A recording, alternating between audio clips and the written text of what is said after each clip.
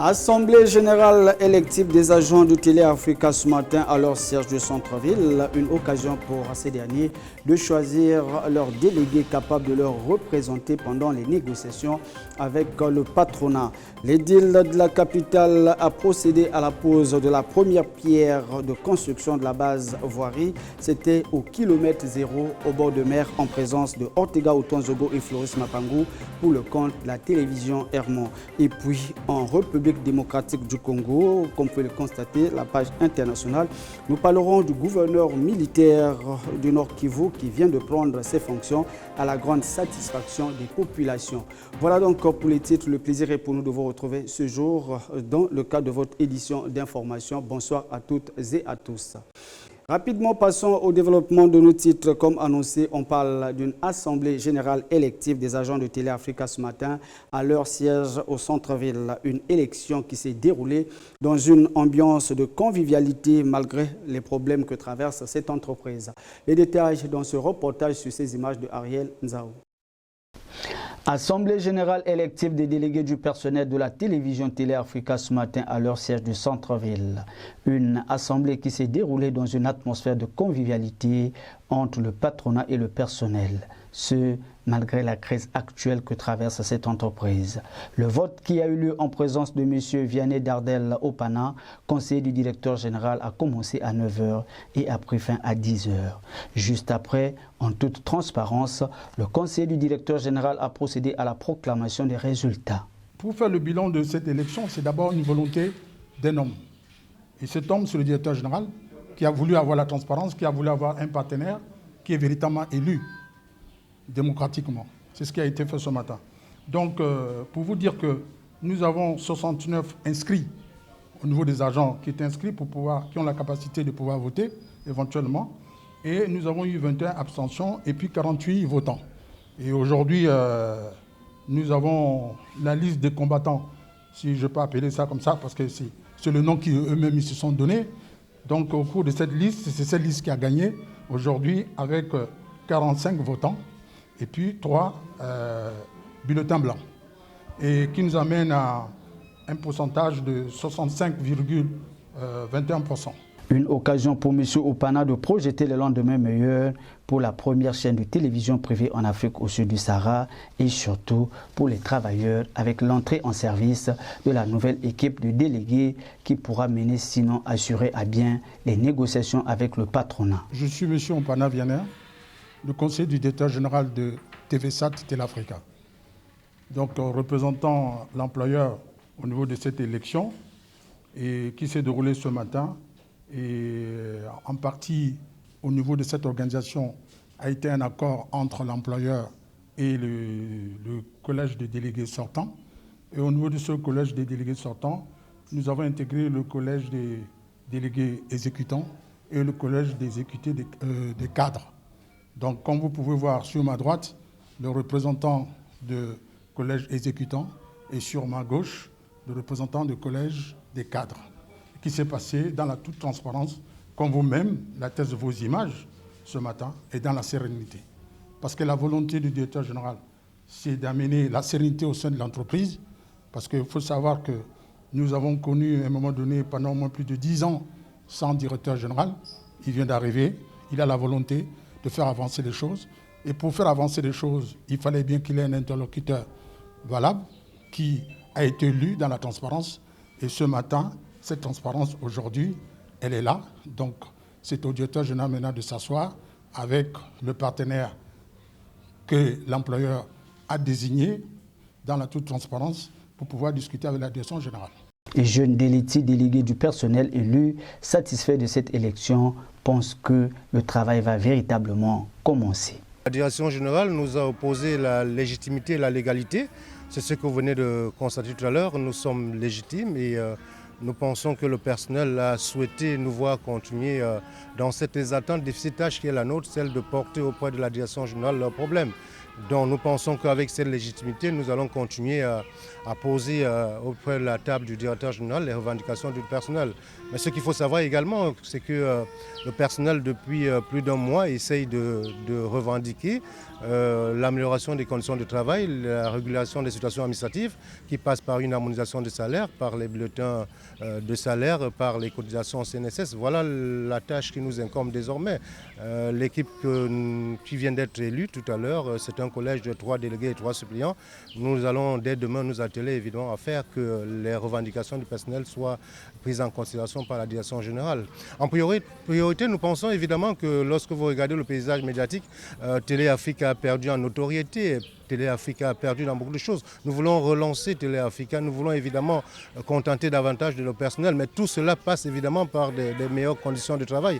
En priorité, nous disons évidemment la cotisation CNSS. Il y a beaucoup qui vont à la retraite dans quelques jours et qui n'ont pas de cotisation CNSS, c'est primordial, c'est un élément essentiel. Il va falloir évidemment que la direction générale prenne des dispositions pour pouvoir contenter cela, parce qu'évidemment, après avoir travaillé plus de 30 ans, sans CNSS, c'est difficile. Voilà les priorités. L'harmonisation des salaires, vous savez également en entreprise, vous avez des personnes qui exercent depuis plus de 30 ans et qui ont le même salaire. Voilà les priorités qu'il va falloir s'attarder. Et également, nous pensons que c'est une télévision et quand on parle de télévision, on parle de chaîne, donc toutes les entrées doivent profiter à tout le monde. Voilà nos priorités et voilà le combat que le personnel vient de nous donner avec ce taux qui est, on va le dire, c'est un score olympique, on va le dire. Nous mesurons la tâche qui nous incombe désormais. Finalement, sur les 69 inscrits, on a pu observer 3 bulletins nuls, 21 abstentions et 45 ont voté en faveur de la liste unique présentée par le personnel. Vivement que cette nouvelle équipe qui vient de prendre place amène les négociations jusqu'à aboutissement pour l'intérêt des travailleurs et de l'entreprise. Et puis, pose de la première pierre de la construction de la base voirie à Libreville par l'édit de la capitale gabonaise Eugène Mba. Les détails dans ce reportage sur ces images de Floris Mapango, mais c'était plutôt en présence de Ortega Otonzogo pour le compte de la rédaction de Télé Hermou. Regardons. Eugène Mba, maire de Libreville, pose la première pierre pour indiquer le lancement officiel des travaux de construction dans la base voirie sur la route nationale PK0 à côté de Gabosep. Vu la vétusté des bâtiments, le numéro 1 de l'hôtel de ville donne son approbation pour aménager ce site.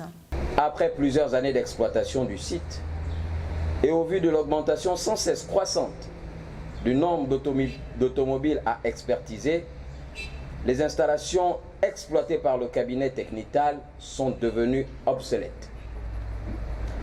Pour disposer d'un outil de travail qui cadre avec la vision du maire de la commune de Libreville, son Excellence Eugène Mba, dont l'objectif est de faire de Libreville une ville écologique axée vers le développement durable, l'édile de la capitale a donné son accord pour la construction d'un bâtiment mixte répondant aux normes techniques en matière d'expertise des véhicules.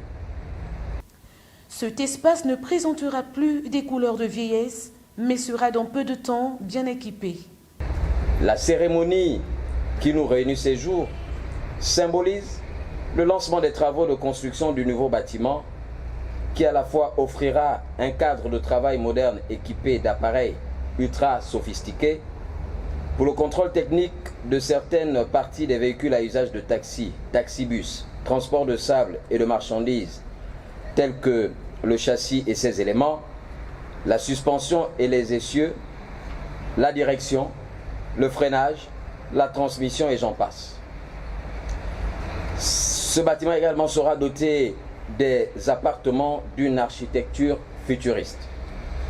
Un rendez-vous qui a permis au directeur général du cabinet technical de renouveler la confiance car il travaille avec la mairie centrale depuis des années. Sa fidélité et le travail qu'il a réalisé autrefois lui permettra de concrétiser de nouvelles réalisations. Pour ceux qui ne le savent pas, ma collaboration avec la mairie de Libreville est déjà vieille de 30 ans, depuis 1991. Pendant ce temps, j'ai toujours été fidèle, loyal et déterminé à contribuer autant que faire se peut à la prospérité de notre chère cité. Vous m'avez accordé votre confiance pour édifier ici un bâtiment R+3 avec un rez de jardin. Il comprend un centre d'expertise technique de véhicules au rez-de-chaussée, une vingtaine de bureaux, 2 open space et 4 appartements de type F3. Ce sur fonds propres du cabinet Technital dont je suis le directeur général. Le lancement officiel des travaux de construction du nouveau bâtiment s'est achevé par une séance d'explication de projet. Écoutons à présent l'édit de la capitale de Jeunumba sur les détails du projet. Il est au micro de Ortega Otonzogo. Les images sont de Floris Mapango. Nous sommes ici dans ce qu'on appelle la base voirie. Et dans la base voirie, nous avons notre partenaire, le cabinet Technical, qui procède à des expertises de voitures ici. C'est un partenariat qui dure depuis de très nombreuses années. Et comme il faut le constater, l'environnement est totalement dégradé. Il suffit de voir les bâtiments qui sont vraiment dans un état de vétusté déplorable. Et le partenariat que nous avons avec le cabinet Technical, partenariat public-privé, un partenariat que le président de la République nous amène à développer pour pouvoir réaliser un certain nombre de projets. Donc c'est dans ce contexte de partenariat public-privé que le cabinet Technical s'est rapproché de la mairie pour pouvoir donc réaménager l'espace dans lequel il opère. Restons toujours à l'hôtel de ville de Libreville pour parler cette fois-ci du 5e maire adjoint qui a visité le marché d'Amboé dans le 1er arrondissement de Libreville. Occasion favorable pour ce dernier d'apprécier les conditions de travail difficiles des commerçants de ce marché. Les détails avec Ortega Otonzogo, les images sont de Floris Mapango.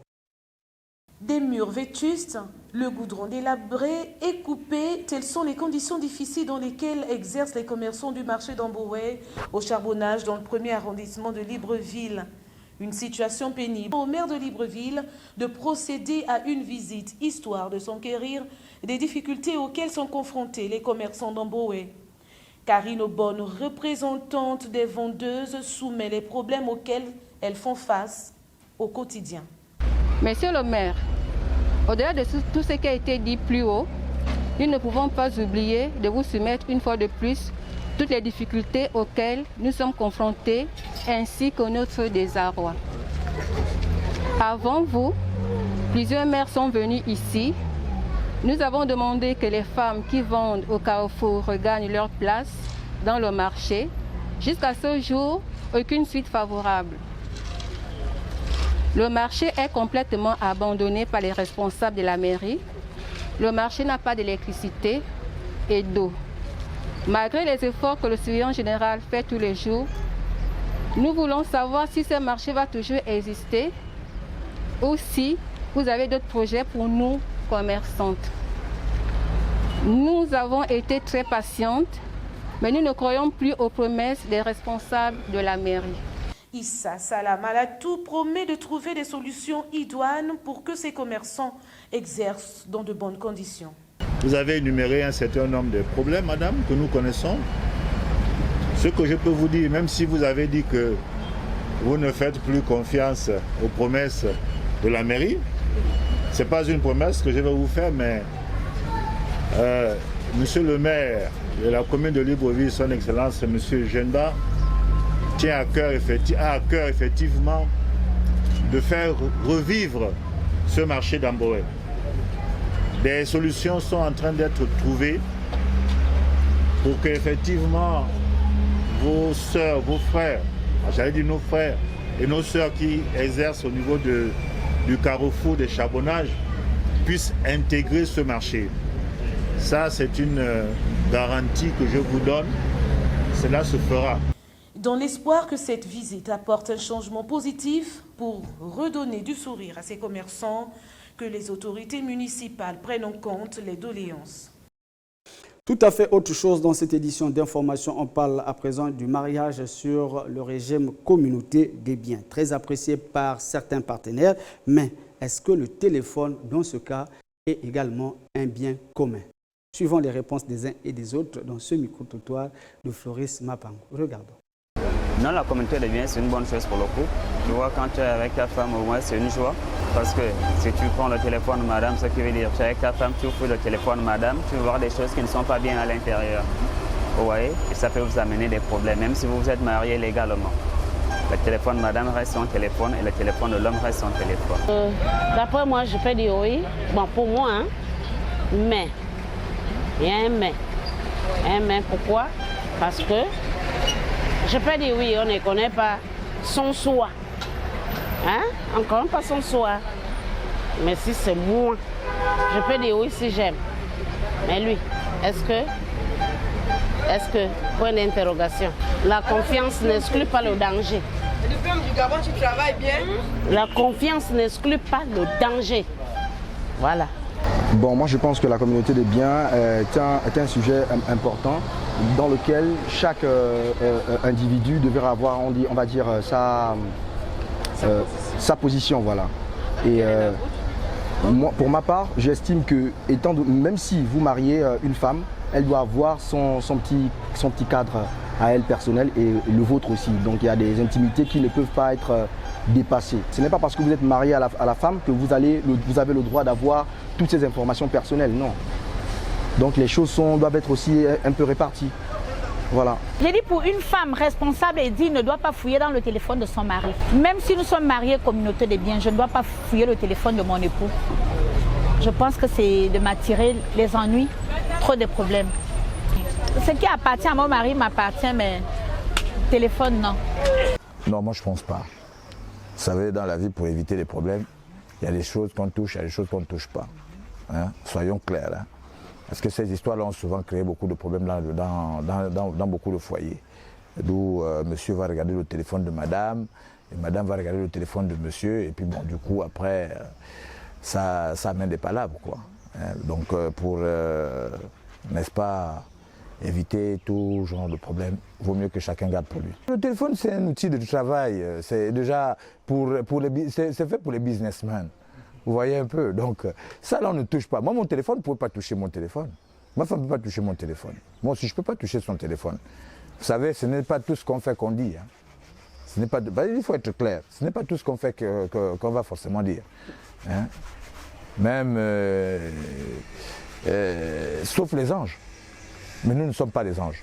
Poursuivons cette édition d'information pour parler cette fois-ci de la fête du Ramadan. Donc à quelques jours de cette fête, les musulmans de la capitale ont pris d'assaut le marché des moutons du Grand Garage dans le 5e arrondissement de Libreville pour s'acheter un mouton afin que la fête soit belle ce jeudi. Les détails dans ce reportage sur ces images de Ariel Nzao.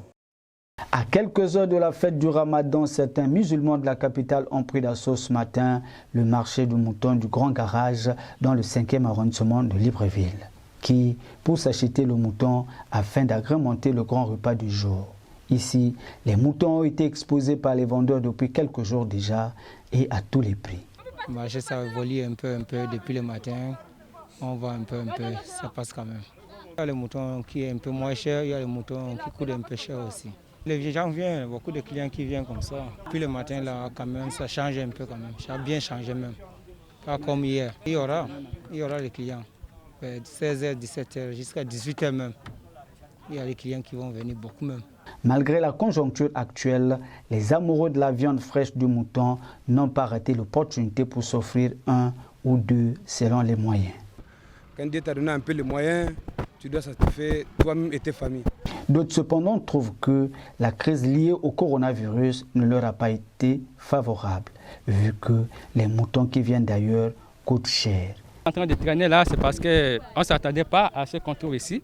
L'habitude, on sait qu'en période de tabaski, les moutons sont chers, mais là c'est plus pur. Ah oui, là c'est plus pur. Je ne sais même pas si je peux pouvoir sortir avec quelque chose d'ici. Hein. Parce que là, vraiment, le prix est vraiment exorbitant. Une accusation refutée par les vendeurs qui estiment que les prix sont très abordables et que le marché restera ouvert jusqu'après le retour de la mosquée. Il y a personne qui dit que c'est cher pour le moment. Quand tous nos clients viennent, ils sont satisfaits parce qu'il y a les moutons, le cabri qui sont venus à un bon prix. Ça va comme jusqu'au demain matin vers 8 h comme ça. Et après la prière aussi, il y a les gens qui traînent. Reste plus qu'à souhaiter une bonne fête du Ramadan à tous les musulmans du monde et ceux du Gabon en particulier, et qu'Allah leur bénisse. Pour nous, le rendez-vous est prêt pour l'année prochaine avec la radio-télévision Hermon, Inch'Allah. Page internationale à présent, avec la fin du Ramadan au Nigeria, les populations s'inquiètent sur des éventuelles attaques des djihadistes. Presse internationale propose de précisions. Au Tchad, l'armée crie victoire face aux rebelles du FACT. Ce dimanche, l'état-major des forces armées a déclaré que l'offensive des rebelles avait pris fin près d'un mois après le début des hostilités. C'est lors de combats commencés le 11 avril que le maréchal président Idriss Déby Itno a été tué. Selon le général Abakar Abdelkarim Daoud, la situation est retournée à la normale. La guerre est arrivée et nous avons pu maîtriser la situation. Nous avons ramené les prisonniers et le matériel. Nous avons nettoyé les lieux et il n'y a plus rien maintenant. La situation est revenue à la normale.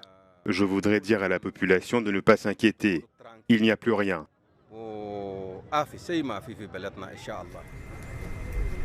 L'armée a fait aligner 156 prisonniers du Front pour l'Alternance et la Concorde au Tchad. Parmi eux, Béchir Mahadi, le commandant des opérations. Restons toujours à l'étranger, mesdames et messieurs, le rassemblement des musulmans éthiopiens sur la place centrale d'Addis Abeba pour offrir une prière collective en faveur de la paix, une initiative de tous les musulmans de l'Éthiopie. La presse internationale pour les détails. En République démocratique du Congo, l'état de siège a été décrété depuis le 6 mai dans les provinces de l'Ituri et du Nord Kivu. Mais dans la population, certains émettent des doutes quant à l'efficacité de cette mesure, visant à mettre fin aux crimes commis dans l'est du pays. Je reste un peu pessimiste. Pessimiste pourquoi? Parce que je ne trouve pas que dans 30 jours, on va finaliser cette guerre ici. Ça fait des années, plus de 20 ans. On n'a pas finalisé cette guerre ici. Est-ce que dans 30 jours, on va finaliser cette guerre? Ça fait plus de 20 ans, la population est victime de meurtres, des exactions, de quoi? Des tueries. Donc moi, je pense que pour moi, dire qu'on va finir avec la situation sécuritaire à l'Est pendant 30 jours, c'est un rêve. Des voix s'élèvent également contre la nomination d'anciens chefs rebelles au poste de gouverneur de ces provinces. Les généraux Luboyen Kachama et Constant Ndima se seraient rendus coupables.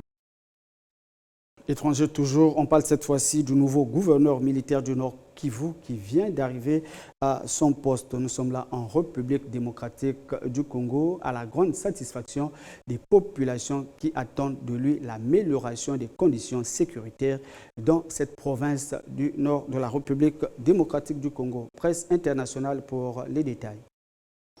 Le lieutenant-général Ndima Kamba Constant, nouveau gouverneur militaire du Nord Kivu, vient d'arriver en République démocratique du Congo. Il a été accueilli par le gouverneur sortant, différentes autorités provinciales et plusieurs habitants qui comptent sur lui pour changer la situation sécuritaire dans la province.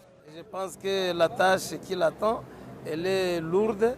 Voilà pourquoi c'est une tâche qui mériterait aussi le concours des uns et des autres. Nous allons apporter notre soutien dans le sens objectif et que la sécurité soit rétablie au Nord Kivu. Le nouveau gouverneur compte s'imprégner de la situation en province pour savoir par où commencer et mettre en lumière la cause de l'insécurité en l'identifiant pour qu'elle soit endiguée. Je vais organiser une journée porte ouverte où je commencerai par les étudiants. Je commencerai par les étudiants. Je vais écouter toutes les couches de la population. Qu'on me dise exactement quelle solution. Parce que la guerre que nous voyons ne peut pas être seulement les armes. Mais nous devons faire une approche globale.